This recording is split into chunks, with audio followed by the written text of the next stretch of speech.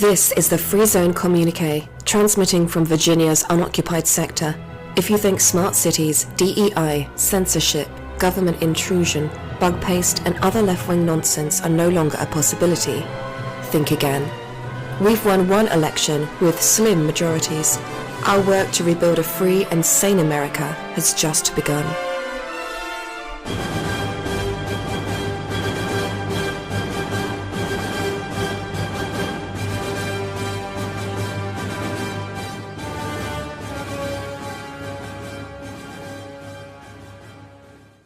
This is indeed the Free Zone Communique. I'm your host, Matt Jordan, with the face for radio and a voice for newsprint.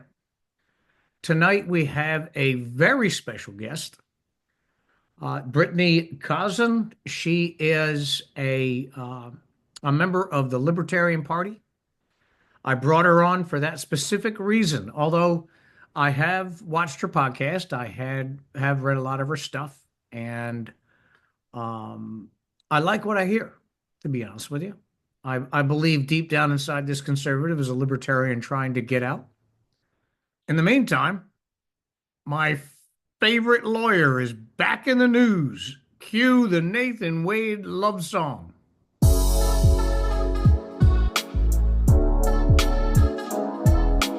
might be lumpy. She might be frumpy. She might have those big old cankles going on. She's my Fanny, and she pays me well.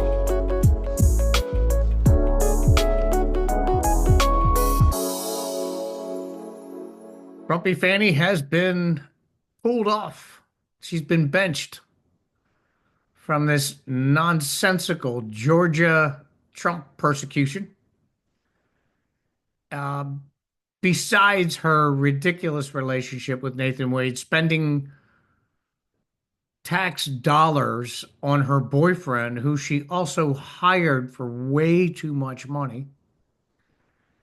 You also have the issue of she and Nathan Wade timing their prosecutions with other states and the District of Columbia so as to do the most political damage to Trump's campaign. They waited between 3 and 8 years to bring the charges, and then when they were in the depths of the campaign, they started to insist that the courts move at lightning speed, and 2 corrupt judges did their best to do exactly that.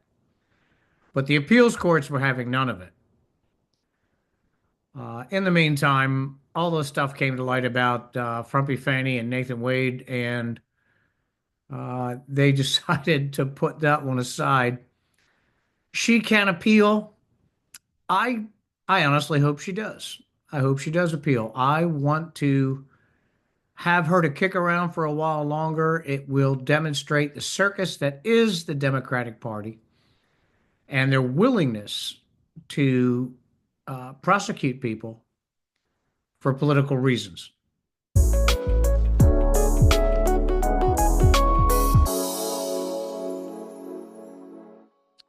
Brittany is a real underachiever. She's an RN and a firefighter. Is that correct? Mm-hmm. And EMT. Jesus. How do you do all that? Well, I'm going to let her take you through that. Also, because she doesn't have enough to do, being those 3 things and a mother and a wife, she decided she wanted to run for office and become a libertarian activist. Yep. Okay. I gotta tell you, folks, I do this show and I edit this show, and plus a little bit of research, and that's a full-time job. I get done my day, man. I'm beat. I'm all in. Maybe I'm the real underachiever in this equation here. But with that, I'd like to welcome Brittany. Welcome to the Free Zone Communique. My pleasure. I'm glad to be on. How is your holiday progressing?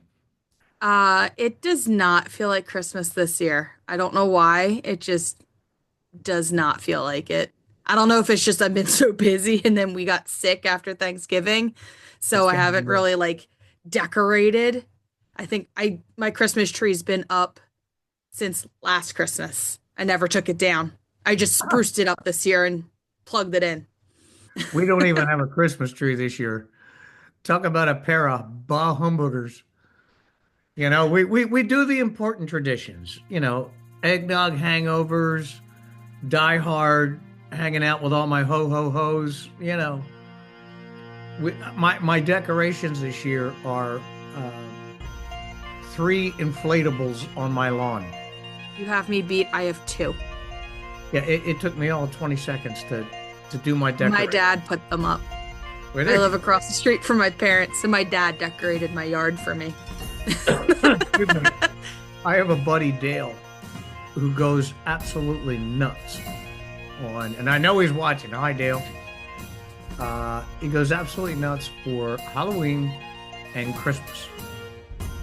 He's got a big lawn, and it is buried in decorations, and the really good stuff. It puts me to shame every time I see his stuff. I have to turn it off because I feel like a schlub. But Brittany, if you could, because I would be doing it secondhand. First, tell me, well, how did you get involved in nursing and firefighting? Where does that come from? So firefighting comes from my dad and my great-grandfather. They were both firefighters. My dad's still a life member at our local fire company. I showed a little bit of interest in it when I was in high school, and one of the girls I played lacrosse with was the daughter of the local chief at another company nearby. And she's like, "Oh, you want to be a firefighter? So do I. So here's the form. It's filled out. Just turn it into your township, join, be a member, do this, do that, and now here we go." And I originally joined in March of 2006, and by June I was in Fire 1 classes at the local fire academy. And she's like, "Oh, you did that? Okay," because we were in class together. She's like, "Okay, next summer we're doing EMT." And how old were you when you started? 15. 15, and in 16 you started EMT training. Yep. Jesus. And from there, obviously, I'm gonna go out on a limb here. Your EMT work developed your interest in nursing? Technically, yes. I took a little side trip and went to school for meteorology at first. I wanted to be a firestorm meteorologist. Okay. With the wildfires and stuff. And I had one teacher who was great as a meteorologist, but not great as a teacher. And we had to memorize all of our formulas for all of it. Yeah. And we usually have computers for that. So I went, this is more of a hobby. And that's when I switched to nursing. I do weather as a hobby. I am consistently 48 to 72 hours ahead of the hurricane studiers, analysts, whatever you want to call them, as to landfall. Anything coming to the U.S., I start studying the charts days ahead of time. And I can tell you, usually within about 10 miles of where that booger's going to come ashore. So there you are, into nursing. Yep. How do you balance all that? Nursing, motherhood, wifeism, and firefighting. Firefighting has taken a back burner ever since my daughter was born. And that's just because I had kids, and then I went and had another kid, and I'm like, I don't know. And then I tried to get back, like 2 years ago now, and there was a lot going on. So I was just like, I just can't commit right now. I did do my Fire 2 training in that time. So I do have a whole like inch binder of over the years of trainings that I've done and certifications I've gotten, but that's kind of taken a back burner till school's done and my master's is done and I have the free time again. Master's now? Yeah. Jeez. I'm finishing up my bachelor's in the spring, and that only took me 10 years to do. And then I'm failure. chronic student, and then going in straight into my master's in healthcare policy. Yeah. I see you got the dark hoodie memo. I'm glad. Yeah, no, it was the only one that didn't have an obnoxious front design. Twinsies. What do you got? Mine is for On the the farthest one, I see Midnight. What is that? Dark Knights. Dark It's Knight. for Hershey Park. Okay, yeah. Yep. Yep. And the back is Ante Mortem's Abattoir, the slaughterhouse, Okay. haunted house. I So got the this front's a one little bit from my more. I got this one from my grandkids last year.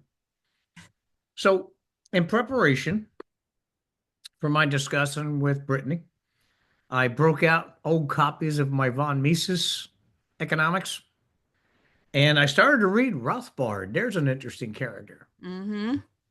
Now I know you're going to correct me, but I want people to understand some of the stereotypes surrounding libertarianism. I had one friend who was a libertarian who said libertarianism is economic and social chaos. You know, you do what you want when you want, and there's no governing, and you can take over your street and charge a toll, and he was absurd. He's also a little out there on the He's more on the anarchists. right. He's an anarchist, and other people said, you know, they're just like some people say we're liberals with a conservative touch, or conservatives with a liberal touch. But I think there's a lot more to it than that, and Mm-hmm. I need you to educate us. So my favorite phrase that I use with a lot of people to narrow libertarianism down is you do you, boo boo. I'll do me, you do you. And that's the big thing to take away from libertarians. We want to be able to do what we want just as much as you want to be able to do what you want. You don't tell me what to do, I won't tell you what to do. You come after me, be sure ready for me to come after you, but I'm not going to attack first. So that's why our mascot is the porcupine. Good. It Okay. is, yep. That's Very good. exactly why. Now, how does governance fit into all this? The big thing is we don't want we are all for small government. Smaller the better.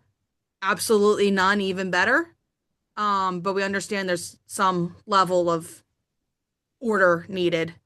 But a lot of it is you were all for the government not being involved in a lot of stuff that it is right now, like healthcare and economics a lot, and free trade and the free market and stuff. We're all for keeping everything in the hands of the people instead of the government. I can't fault any of that. No. It seems somewhat since Monroe, but absolutely since FDR. The American electorate has gotten everything exactly backward. Yep. I always say the politician who should be up at night getting gas, getting hemorrhoids, trying to figure out how to take care of his constituency is your mayor. The president should be, oh yeah, that dude, whatever his name is. Yeah, that's how important the president should be. He is in charge of a federal uh, uh, branch of government. Okay, the executive branch of government. That is his job to run that branch. Mm-hmm. But we have come to say we need a leader to run the country. That's exactly backwards. That is exactly the opposite of what the framers of the Constitution intended. Would that be, in your mind, an accurate assessment? Pretty darn close. Pretty good. Yeah. Yeah. I was listening to Rogan today. Well, I'll get to that in a bit because there's still more I want to do with respect to the general ideas. What is among your friends? What's the reaction to today's political zoo? We'll start with the election, the presidential election.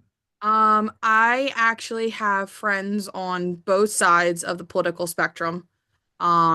I have some that are Republican and very far Right now, I'm Republican. talking about libertarians, specifically. Libertarian friends. I have some, like, they're all, I have some that are very happy that Trump won. Right. I have some that could care less. I have some that were upset that we didn't have more support for our libertarian candidate, Chase. Um, and it comes down to, again, it is our leadership at the top was wined and dined and convinced by Trump's campaign that they were the savior and the ones to follow. That's And that's kind right. of it is. And we had our own candidate, and we had a great candidate and a great team for president and vice president. Now, Um, I wasn't researching libertarian at the time. I will say, based on our discussion so far and everything I know, I'm probably closer to libertarian than I am GOP. Uh, I've been backing Trump lately, not because I like him. Personally, I find him, well, he sets my teeth on edge. But uh, I do like the fact that he is more hands off than his Democratic counterparts. And I intensely disagree with the way he's been treated, using the courts to defeat him politically. So my loyalties were driven more by my ethics and morals than by my love or dislike of Trump.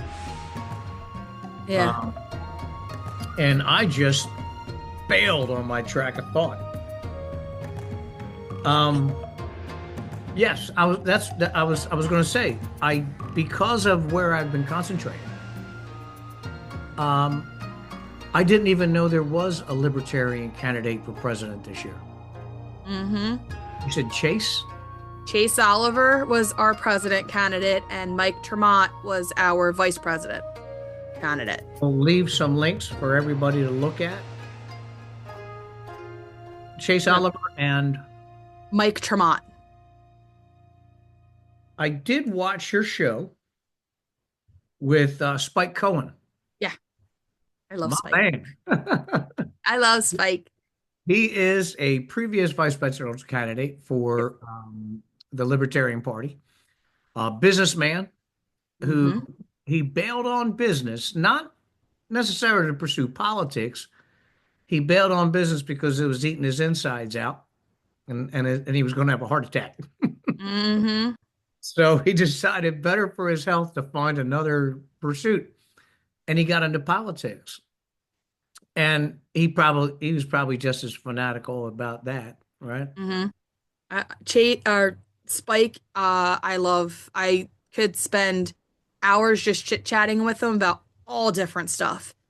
From political to he does a lot with his nonprofit, You Are the Power, and that is like it's political to a point, and I love it. It's just political enough. Right. It's more of a social movement. Yeah, definitely. That Yeah, just helps with I will some leave political things.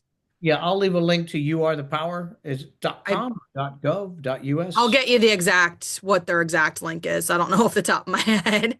Okay, There's too many websites I have to remember. if I could do some quick house cleaning here, always when you're watching one of our videos or listening to our audios, everywhere I can below the media line, you'll find all the links we mentioned in the show. Plus, you'll find all the links to support the show.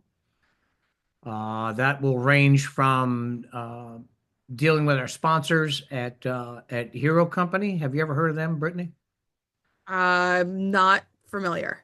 They raise money to get service dogs into the hands of veterans at no cost to the veteran. You're talking about I'll guys look with into them. PTSD and other ailments, other disabilities caused by combat, and they get them service dogs. So Yep.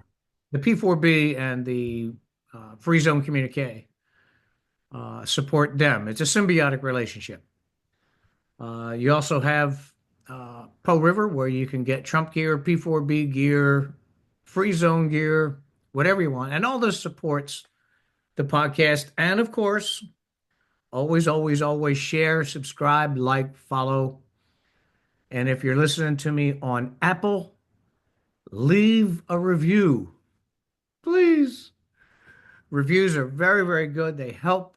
Not only do they tell us what we need to know to improve the show, but they also are excellent tools for growth on Apple. We are tiny, tiny, tiny fish on a whole lot of outlets. We're growing on Rumble. We have about 80,000 users on Substack and a few thousand on Rumble right now. We're going to get kicked off of YouTube pretty soon. I just say all the wrong things on YouTube. YouTube and Google kick my ass every week. I'm getting throttled and beat up, and my videos are disappearing. But what are you going to do? Means you're doing something right then. I think so. I think so. Which brings me to the next subject I want to talk about, and that is all the censorship. People call it other things or say we're not being censored, but we're absolutely being censored. I mean, I go ahead. I couldn't agree more. I think I've cracked a little bit of the code, being I have a bunch of what for my podcast, a bunch of things that I have found a way to get around some of the things. But I definitely notice on different platforms where stuff gets out or doesn't get out and who it gets out to. There was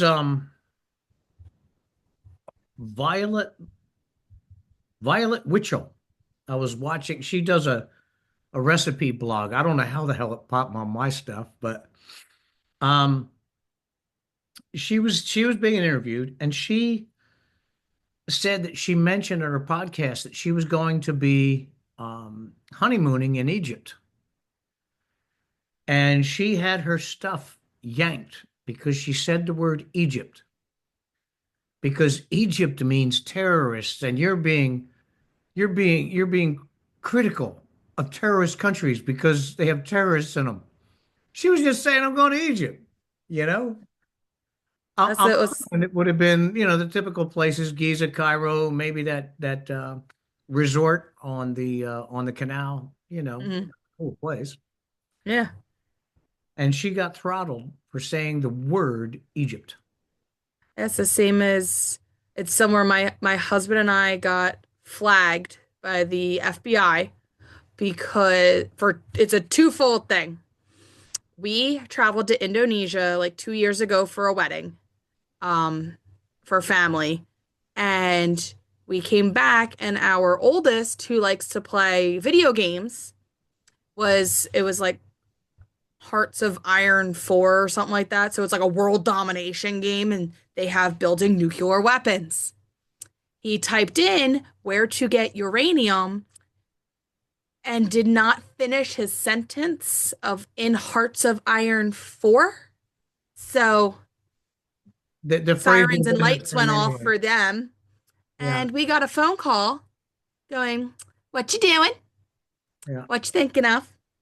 You traveled to Indonesia. Did you go to this place or that place?" We're like, "No, we were up in the middle of nowhere. Like we weren't even near Bali or any of that. Like Yeah.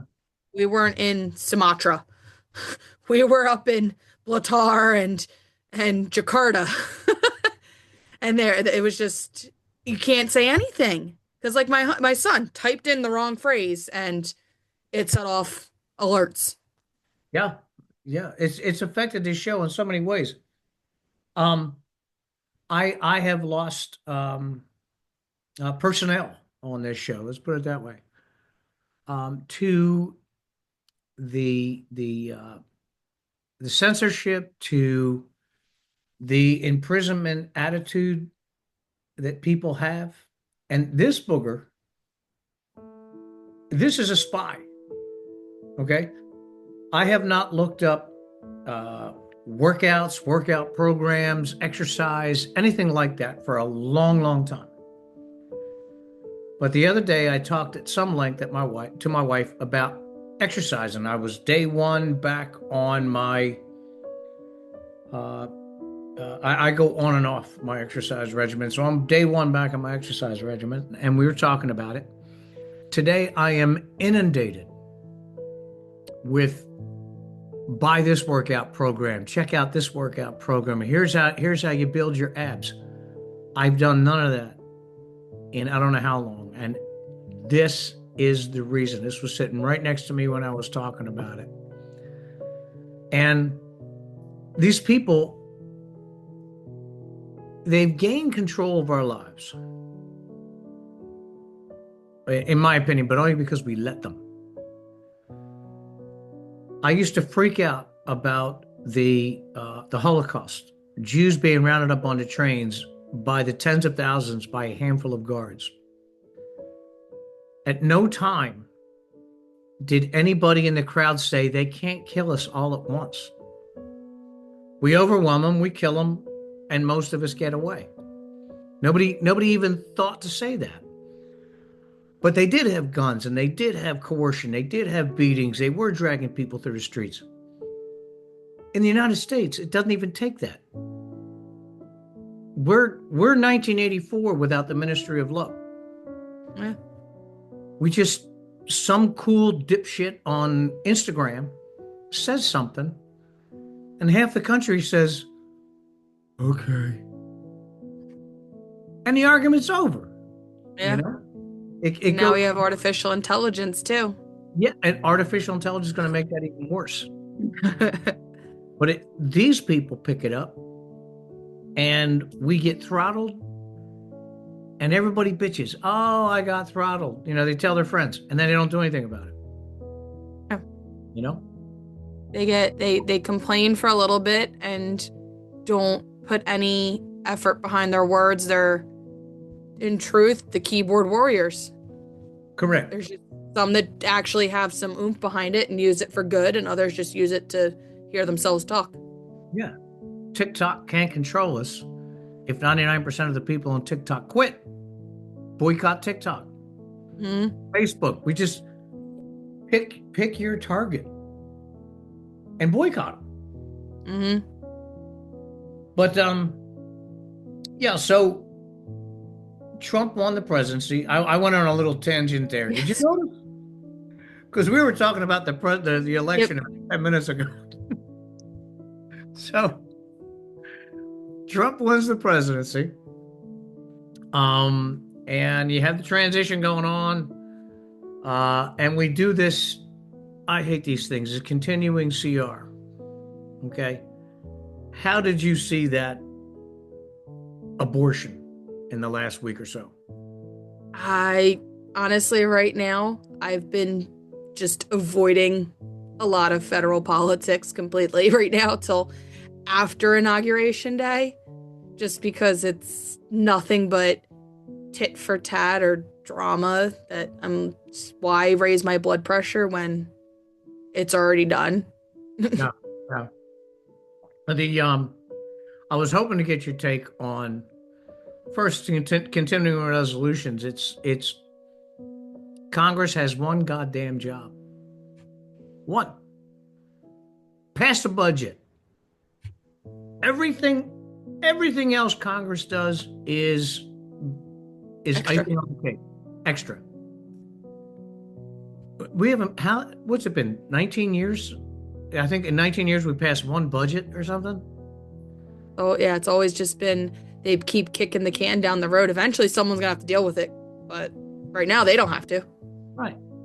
And it's in the CRs that they load up this crap, you know, all the earmarks, you know, billions and billions of dollars worth of earmarks. In this case, you went from an 80-page bill. Here's the CR. Here's what we're spending. We spent it this year. We're spending it next year. And then the political whores got a hold of it. Mm-hmm. And it went to 1,500 pages, excuse me, of extraneous bullshit. And we're supposed to be okay with that. one of my favorite things they tried to get in there, I think it was actually removed, was they wanted to give the Washington Commanders a new football stadium. Is That was part of it. That was one of the things. name of God, is that my problem? You know, I mean, I live in the state of Virginia, but I don't care about whether they put the stadium in Virginia or DC or Maryland. That doesn't mean anything to me. And if the American taxpayer drops $3 billion on that facility, does that mean we can all just show up and go in there anytime we want? It's Yeah. ours, I shouldn't have to pay for a ticket then. right? You would I've think. paid for my ticket for at least one game. I think there are two stadiums in America that were built by their teams. Green Bay is one of them. Green Bay is one of them. That's correct. I believe Green Bay is the only one that operates in the black. Think so. All the rest can't business their way out of a wet paper bag, and they were all paid for by the American citizen. But Mhm. if you want to get into a Dallas game, for example, you're going to have to come across with some serious cash. Mm-hmm. But it's your stadium. Yeah. You paid to build it, you sucker. Yes, it's like my Eagles. They're wanting to build a new stadium. They want a new stadium already. I'm like, that one's fine. You just want a dome because you want the Super Bowl. This one's what, 17 years old? Not even that old, It's right? not that old. It's fine. They just want to make it a dome so that they can host the Super Bowl.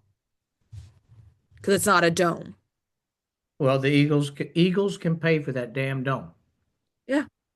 No, I don't want to have to pay for it. Lori can figure out his money. He can go find donors that aren't taxpayers. Yeah, to be honest with you, they could have fixed up the vet. You Yeah, know, true. a lot of people who came up after me thought, "Oh my God, the vet's old." No one. The vet was built around the time we were putting men on the moon. That wasn't that long ago for a stadium. How old was how old was Connie Mack when they finally tore that down? Yeah. With Jibe Park for a couple of generations, and then they called it Connie Mack, and it was beat up. I grant you, but it was steel and concrete. You can repair steel and concrete till the cows come home, you know? But we need a new venue. Okay, so you build the vet.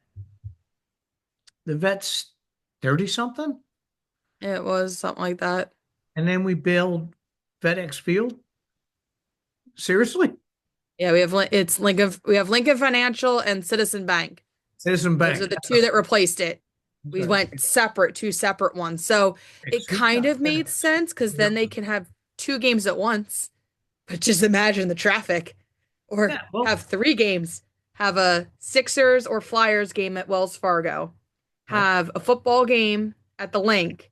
And have the Phillies be in the playoffs for the World Series at Citizens Bank. Yeah. And figure out parking and transportation down at that time because they're all right around the same time. I was one time in Philly when the old Franklin Field, the Spectrum, and the Vet had events. One was a concert, and then you had like Sixers and football or something like that. I forget. Probably. But talk about a nut house. Oh my God. Yeah. That's why I go to Allentown for the Phantoms. I There you don't go. do the Flyers. I do the Phantoms. They're cheaper too. We have an extension team down here in Fredericksburg. It's is it Caps, Washington? Not Caps. Baseball. Anyway, the DC team has their own extension team in Fredericksburg, and I prefer, double A ball. Mhm. I'll I'll go to the Iron Pigs over the Phillies. Yeah, it's cheaper. I get better seats at the Iron Pigs. Yeah. You can get behind the plate for money that a guy 30 like bucks a ticket or something. yeah. I used to. It was the Nationals. Yeah. I used to watch them when they were the Nationals in Woodbridge, and then they moved down to Fredericksburg. I haven't been to a game since they moved to Fredericksburg, but I want to catch one. I have a friend who works there, so that'll be interesting.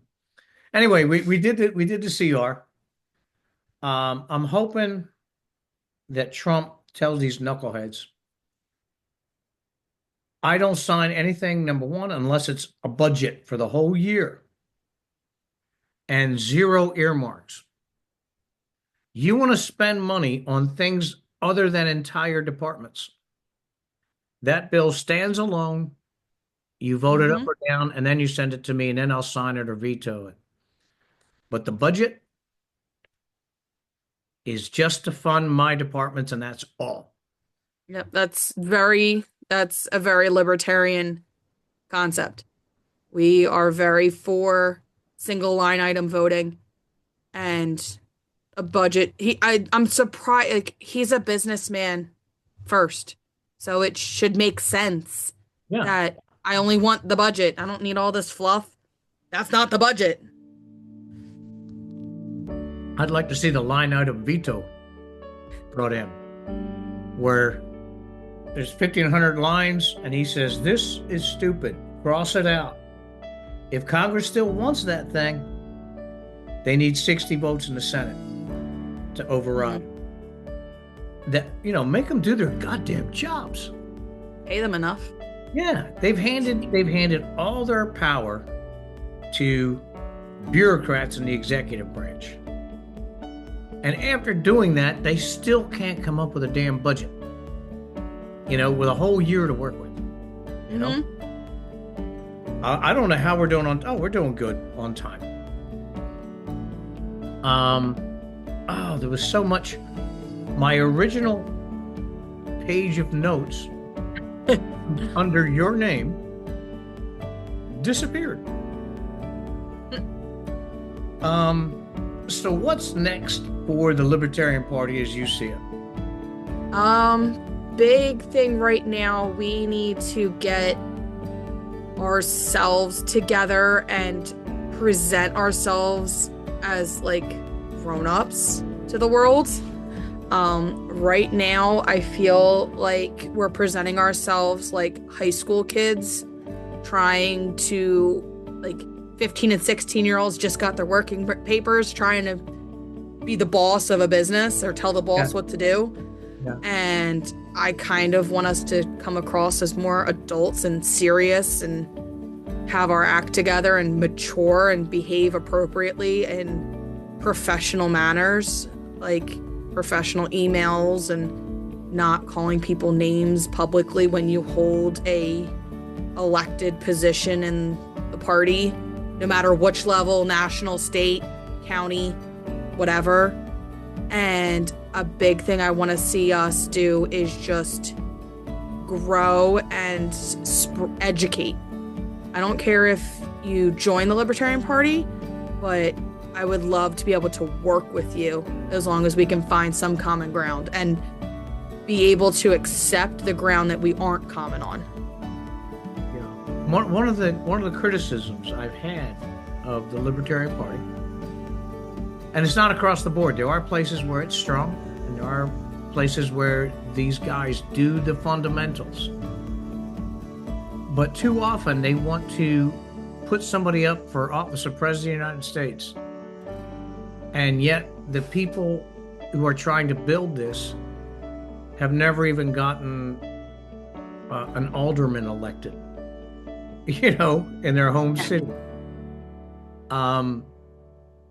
Without a network like that, it really doesn't matter who you're going to put up. No, the national stuff doesn't matter. A federal level doesn't matter. They're more than likely not going to succeed. But even if they do, if they don't have a strong movement that permeates state and local government behind them, it just doesn't matter. No, because the people can't see it working.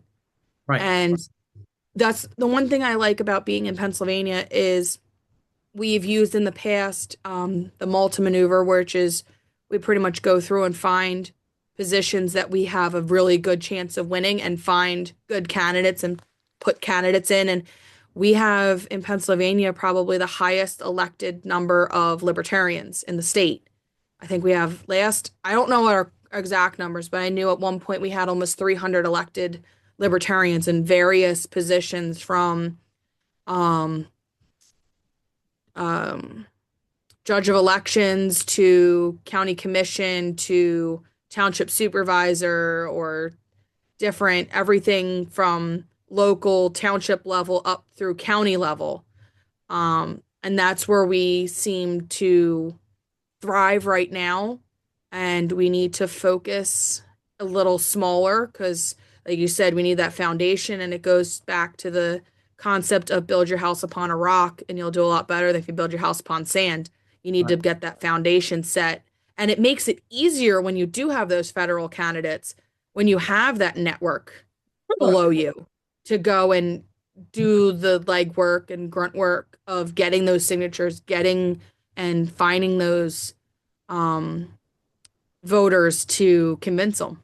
Yeah, yeah. But you have to follow up because with that success, that is the locus from which you demand power back. Mm-hmm. You don't want the federal government running your educational system. You don't even want them involved. Nope. I think Linda McMahon should oversee the dissolution of her own entire department. That should be her mission set for the next Mm-hmm. 2.5, 3 years to eliminate the Department of Education. And then you tell the state, we will give you some play in education. But the education in Scranton is situated in Scranton. We know what our kids need. Mm-hmm. That's half the equation. The other half is parents showing up for the PTA meetings. Yep. You know, and showing up to raise their own kids. People say, oh, it's a two-income society. There's no such thing. There's no such animal as a two-income society. There are two-income households. And if you can manage the kids and get them properly educated and have two incomes, good for you. If you can't, you reduce your lifestyle voluntarily down to one income and you raise your kids. You homeschool them if you have to. Mm-hmm. Yeah, I'm an only child, and both of my parents worked my whole life. But I still, my, if it wasn't one, it was the other coming to some event or something at school. My dad's been there for fire prevention. My mom's come in for different things. Even my grandmother or my uncle have come for things when my parents couldn't get off work. Like I always had someone in my family there for something. And they my parents helped with homework as much as they could until I surpassed their education level when I was Yeah. taking calculus and stuff like that in high school. They're like, "Nope, I'm out." I was out at algebra. You were But they what? knew You were. I was in calculus stuff and they're like, "I've been out since you started algebra." So Yeah, yeah. yeah, so they I definitely see a difference having and I don't let people make that excuse. Well, we're a two-income household. We need to be that way. Well, maybe you don't need to work the overtime as a double overtime income because that means you're living outside of your means. Right. Correct. There are people who say, we have to have 2 or 3 jobs to have our house, but they have a 4-bedroom house, and a 3/4 acre lot. Yeah, I could see that. So don't do that. It's more important that we work on raising better kids, having kids, but that's a whole different subject. Raising and uh, engaging more in self-determination and self-autonomy than having luxuries. At some point, for some reason, and I'm guilty of it, I'm just as bad as anyone else. At some point, the average middle class person decided it has to be 3 and 2, 3 bedroom, 2 bath, and a standalone house, standalone single family unit. Seriously, my parents were raised in apartments in the city, and their generation came out okay. They didn't die Yeah. because they were raised inside city limits and in twins or row homes. I grew up in a twin, and you had a little narrow sideway. Every other residence there was a sideway. Two and a sideway. And a driveway in the back, and we thought that was normal. That's the way it's supposed to be. You got a playground up the street. You got the street to play stickball. That Yeah. was normal. Now I grew up in we started up until I was 4 in a mobile home, single wide mobile home. And then when my parents lucked out, we got a 3 bedroom house and stuff like that in a good school district. And I probably am pushing myself a little bit beyond my means, but my pros and cons of living where I'm in the school district I went to. So I know the That's cool. quality of the school, and I live across the street from my parents. So I have babysitting and assistance. Oh, wow, that's awesome. So I'm like, I will pay a little more to have these perks. Now, see, that's another traditional thing that you have, and more power to you that you do. You do have the 3 generations together, and that's the idea. You always should have, the kids should be able to, as they get a little older, grab a cheesesteak and go see grandma. Yeah. No, They she'll be still glad to have you. my grandmothers are still alive. So my kids have I have a 4 generation interaction with my family because I That's have awesome. yeah, so TJ, my husband has we're down to 3 generations with his mom, him, and our kids. But we pretty much my grandmothers live a little bit further away from me, but they still live within, hey, let's go see great grandma. Let's go see Gigi. Like, Yeah, that's cool. And you probably know a lot of your old classmates and stuff still. yeah, actually, I purposely my ER nurse job is an hour away just because most of my friends and classmates and stuff still live in the area. So being in the ER, I'm like, no, I don't need them trying to ask for favors. Yeah. And now the full-time job I have is local, and I have seen quite a few people that I know. I'm like, oh, I know that name. Oh, I went to school with them. Oh, that's my cousin. Like, Yeah, my it's sons and just, my brothers still have all their old buddies from grammar school, from kindergarten. I spent all my time from 18 till now that I'm 29 outside the area. So I've run into friends on Facebook, from childhood, but we don't know each other. We don't hang out. We don't go down and Mhm. go to the corner bar and have beers or Christmas together, none of that stuff. Yeah, no, I have one good friend that I've pretty much either been I've been in contact with or was in class with since kindergarten. And I still see him, still hang out with him, and he's like a good friend of the family and stuff like that. And my kids love him.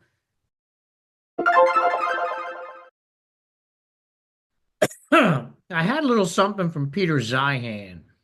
Do you follow any of his stuff? I might. My husband sends me a ton of stuff, but doesn't tell me who it's from Oh, half the no, time. you would know. You would know. Uh, Joe Rogan calls Peter Zeihan the most certain man he's ever met. And Zeihan really is. He's arrogant. I mean, but his stuff is really good. If you knew him, I was gonna go into it tonight, but um, suffice it to say, when he goes political, he goes all girly left. And his piece today was, or yesterday was just awful. He was preaching that it's sad, it's bad, it's awful that labor, the rich, and identity don't dominate our politics. We have to get back to that, he's saying. It's like Peter, for such a smart guy, you know?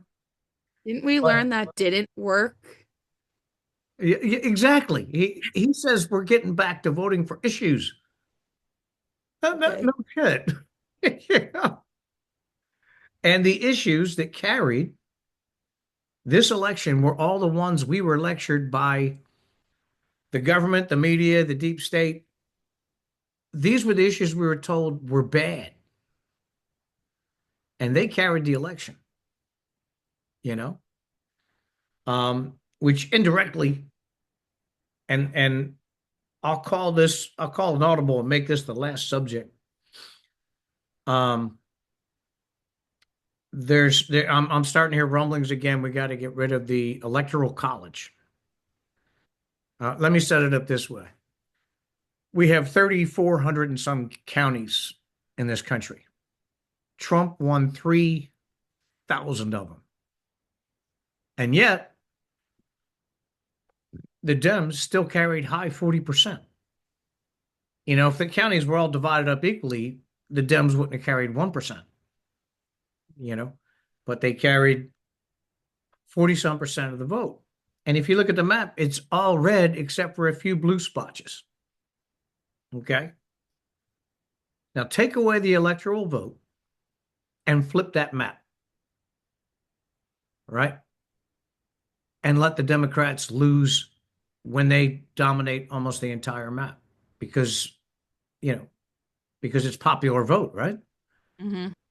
The same people would be screaming till the veins were popping out in their forehead that we need the electoral college back. And the electoral college, that's one of maybe one or two states' rights we have left. State power is the fact that these knuckleheads still have to come to Pennsylvania. You know, they still have to go to Wyoming to get elected. You know, they still have to sweat those two electoral votes in Nebraska because Nebraska splits. Hmm. So they have to work for it. And that's also where we get our representation in the House. You take away the electoral vote, New York, Chicago, and LA run On everything. from now on.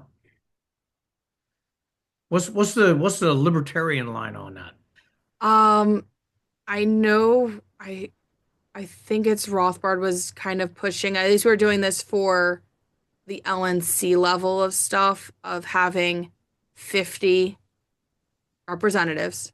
So you have a 50 and everyone has the same each it's one per state type thing. So everyone's all across the board. So you need to get each state no matter what. California is just as valuable as Connecticut, is just as valuable as Alaska and Texas. Like they're all as valuable because you have it.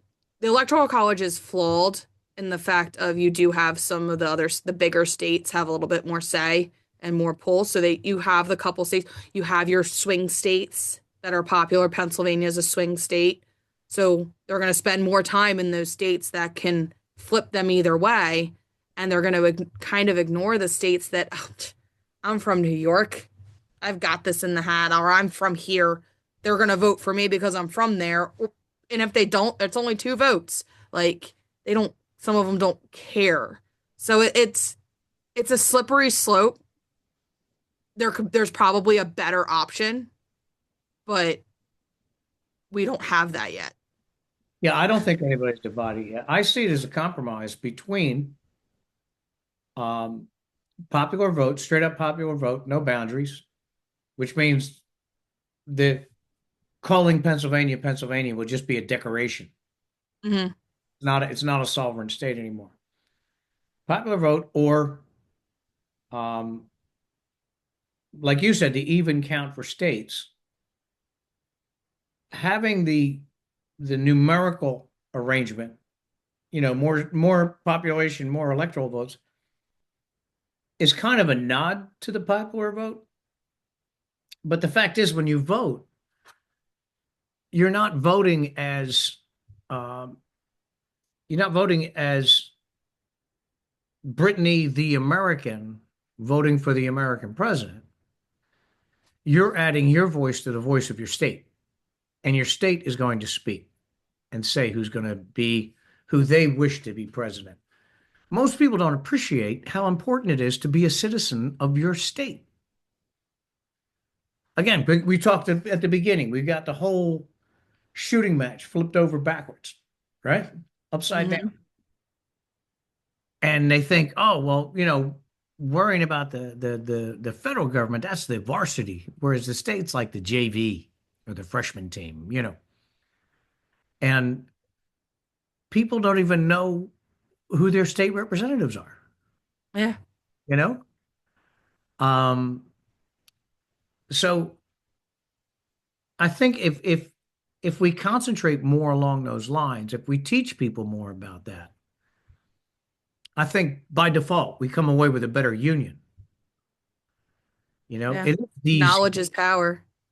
yeah, better balance of power, um, the proper locus of power, your mayor, then your county guys, then your state representatives, then your governor, and way down the list are your senators and the president.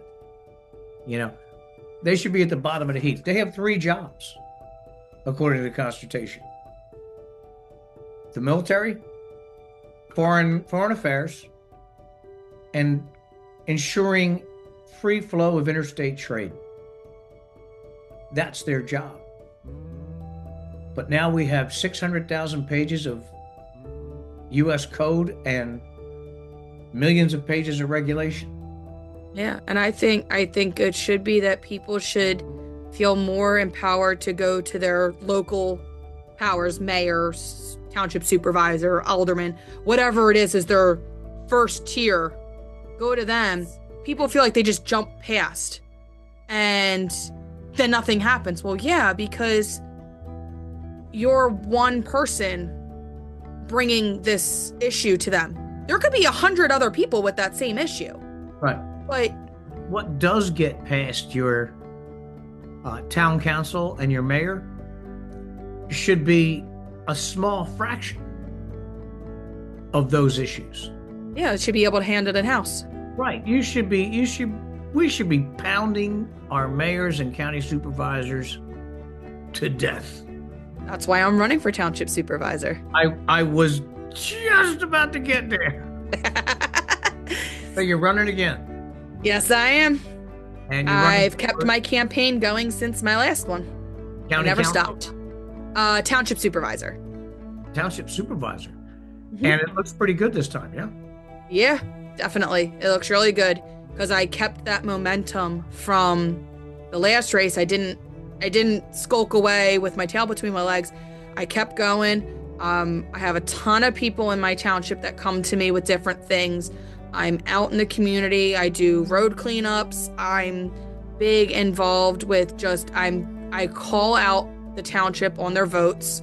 When I disagree with it, I praise them when I agree with it, and I hold them accountable and keep them transparent because I have been, since the election, the last election in 23, I have been videotaping and live streaming my township meetings on my own so that the community can see it if they're not available to come to the meetings. The meetings last like 15 minutes. So if you're running late at work or running late with dinner, You'll miss it. you're going to miss it. They don't have Q&A or comment where, They do, but no one comes. that's unsatisfactory. And I always say, if you have a complaint, I tell the people, they bring it to me, come to the meeting. The meeting's this time, come to the meeting. There's 2 opportunities to speak. One is for citizens and one is for public. And come when you have a complaint, come when you, even if you want to say something because they did something right, and want to give kudos, come to the meetings. And hold them accountable. Make it transparent, hold them accountable. Make them make the meeting last more than 15 minutes. Because I have on one of my websites, I don't know which one has it, I have a tally, a tracker of how many votes they've made that are 3-0. It's all of them. That's ridiculous. There are no... They fear nothing. Nothing. No, because it's 3 Republicans, has been like that for 30 years. And they go and the chair goes, can I have a motion for this? The vice chair goes, I motion XYZ. And the third guy goes, she goes, is there a second? Okay. And the third guy goes, I second. All And they all in favor? Aye.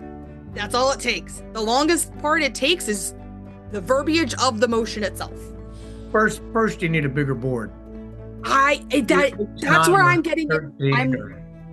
I'm getting into a lot of pushback from libertarians because we want small government, and I go and say, I'm like, this is not a popular opinion because we like small government, but at some point, there's too small.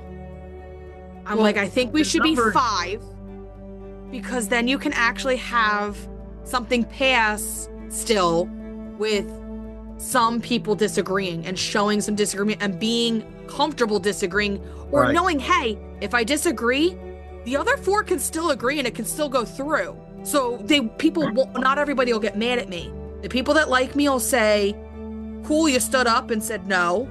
And the people that don't like me go, haha, it still passed, and they're happy.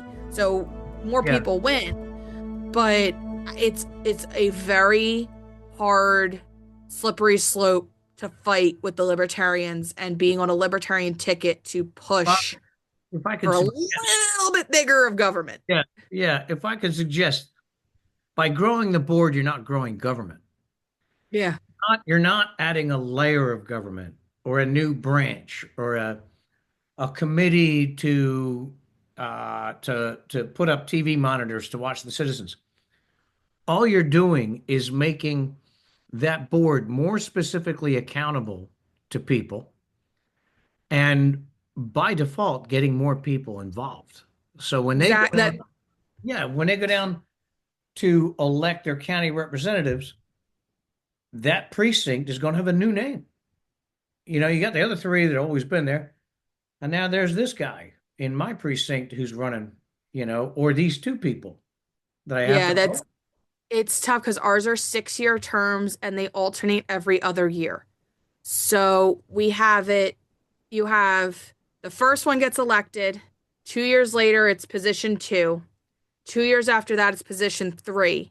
After position 3, that right after, like, whatever, it's like cycles around every 3, and it's every 2 years. I think it might be 8. I don't know. I don't know the math anymore. It's Ain't late that at a night. cozy setup? Yeah. So You you're think about in. it, and it would be harder. It would be harder to arrange something that cozy if there's 13 board members or 9 board members. Mm-hmm. You'd be in and out. You'd have a couple that would have the longer. Even at 5, the most common terms are, I think it's 3 4 years and 2 2 years. So you'd have it that you always have some sort. You'd never be able to maintain a majority for very long. Right. Well, I am going to ask for a few commitments here, some from me, some from you, and some from the audience. First, I need the full URL for You Are the Power.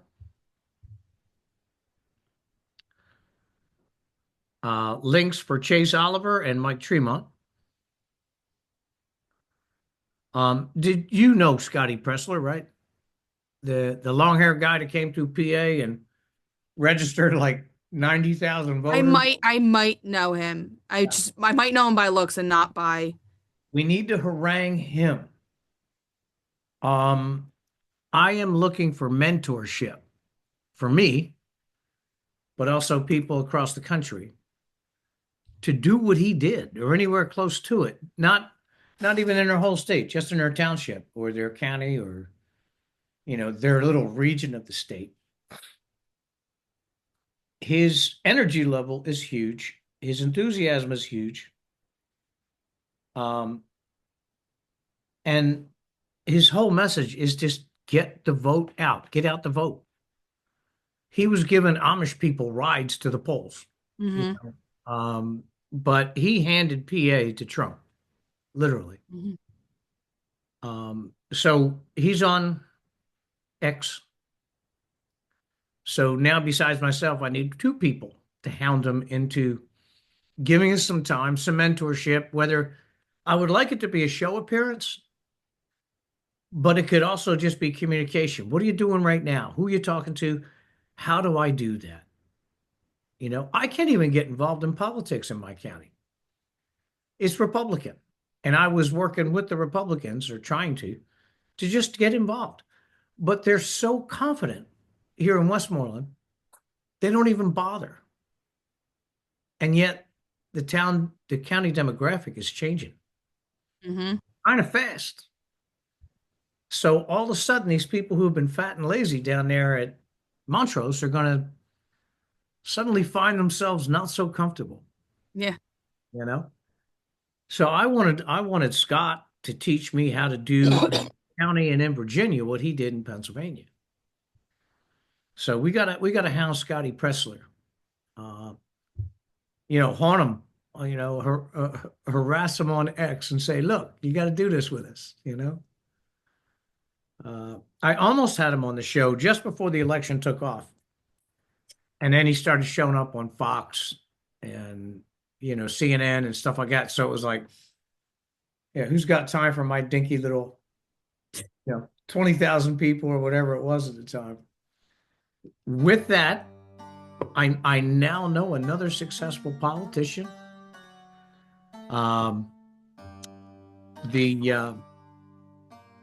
It's been a good show. I had a lot of fun. The name is Brittany Cousin. She is running for county supervisor in what county? Warwick Township, Bucks County. Warwick Township, Bucks County. So if you're from there, and you might be, because our strongest spots are Virginia and Pennsylvania, make sure you come out for Brittany, work for Brittany. Contact her either through her site, which is Unscripted Liberty. Yep, that's my podcast. Yep, I have a. Or through the P4B here at the Free Zone Communiqué. Brittany, it's been an awesome pleasure. You're a lot of fun. I do want to have you back.